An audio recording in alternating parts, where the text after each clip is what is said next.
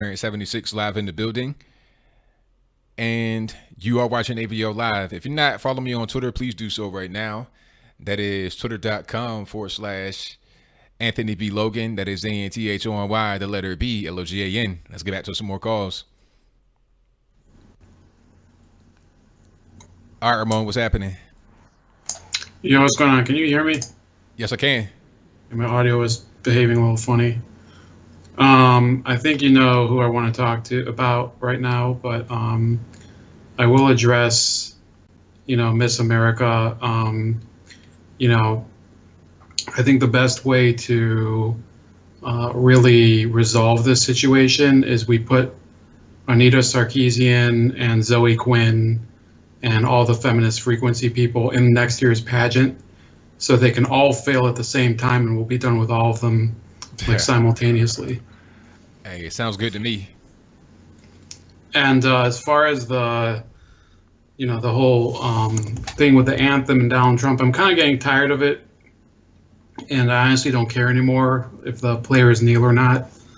But I think the fact that he didn't end up meeting with the Eagles maintains his integrity as a president. Of course, me being a bit biased. Yeah, I see you got the Cowboys. Yeah. Exactly. But I heard like a Cowboy fan was heckling him at the White House. So it's like, I mean, there's no point. I mean, who cares at this point? I don't see what the issue is. I know that Jim Brown a few months ago criticized Colin Kaepernick for kneeling, but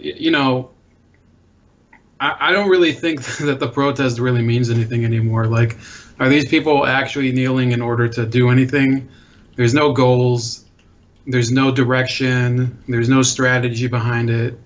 And really the idea that I would propose is if they want to do something, a lot of these players could pull together some of their resources and create their own legal aid organization for people who don't have a lot of money to afford a defense lawyer, something like that. Right. Now, these guys are just trying to get attention, really, at the end of the day. They have the helmet syndrome. Anytime you see them on the field, they always have the helmet on. You don't know who they are for the most part, unless they are a high-profile quarterback or wide receiver. So they're just trying to get attention, in my humble opinion, because there's no actual end game to the whole situation. Yeah, it's like getting old. I can't believe we're like 2 years through since the protests began, and I really don't understand what the big deal is anymore. It didn't solve anything the first year that they were doing it, and I don't think anybody's been convinced to join the cause or anything. And ultimately, if the idea is to reduce police violence, maybe they should quit playing football. They should join a police department or something, or become a lawyer, something like that. But they chose to play football, so I mean, they should just eat it. That's right. Eat it like the gay cake that the one that doesn't exist. That's right. I wrote this piece about President Clinton and those two interviews, and it's like a huge departure because it's much less honest than his interview that he did with you a couple weeks ago. Because I went through it, and I listened to both interviews twice, and I found a few details that beyond the whole Me Too thing. Can you see my screen, by the way? Yes.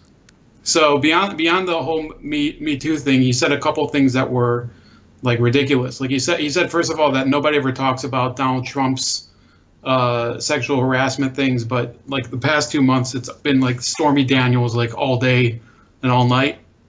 Right. Another thing he said was that he was happy that Starbucks and Me Too and Time's Up were allowing victims to not be victims anymore, women. But the fact is that people don't remember. This is why, until I started reading a lot of these books, which I'm about to show you one, I didn't realize exactly what the whole issue was back in the 90s.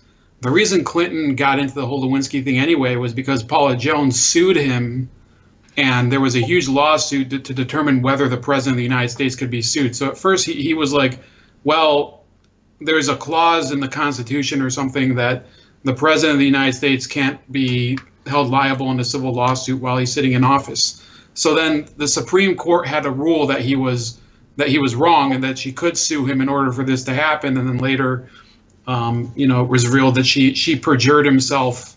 She perjured herself. Monica Lewinsky did, because they interviewed her and they made her sign an affidavit claiming that she didn't have an affair with Clinton, and that's the only reason that this happened, because the dress with the little Bill Clintons on it, that was found by Linda Tripp. Then the other thing is that he said that he had a sexual harassment policy as governor in the 80s, but there's like video interviews with two state troopers, Roger Perry and Larry Patterson, that they talk about how they were like getting, all these like ladies for him and whatever. And Bill Clinton, I mean, he should just admit for once and for all, he likes a Bonnie lass. He likes to look at them. At the inauguration, he wasn't looking at the woman right next to him, Hillary Clinton. He was looking at Ivanka Trump, or was it Melania? I don't remember which one it was. So I don't understand why people buy his fake apology now. Like Stephen Colbert was just pathetic in his interview. And the other thing that I noticed was that he was giving a lot of like compliments to the Secret Service, because he has this new book that he's promoting with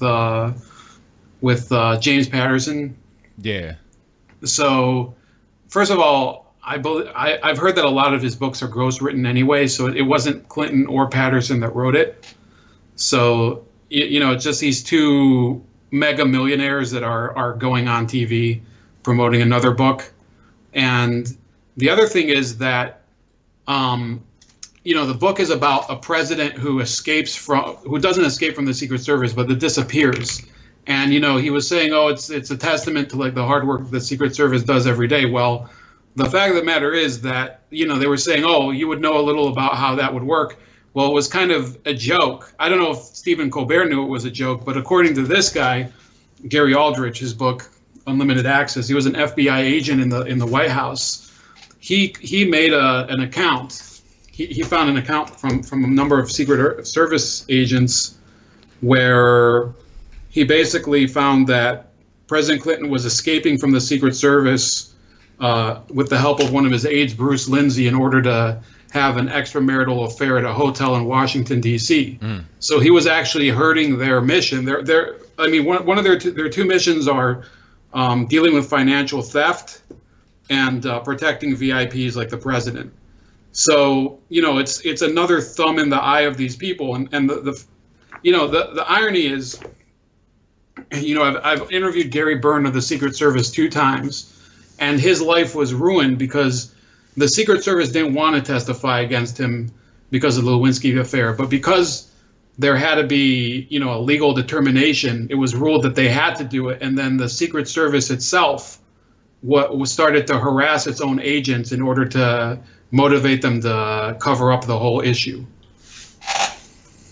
Right. So yeah, maybe that might be a little more of a rabbit hole compared to other perceptions of that interview, but I was watching it and I was like stunned that this guy will go on TV and just lie like that. This really is, that's the picture of Bill Clinton, somebody who's willing to lie with literally no shame about something that he knows very well that he did completely wrong.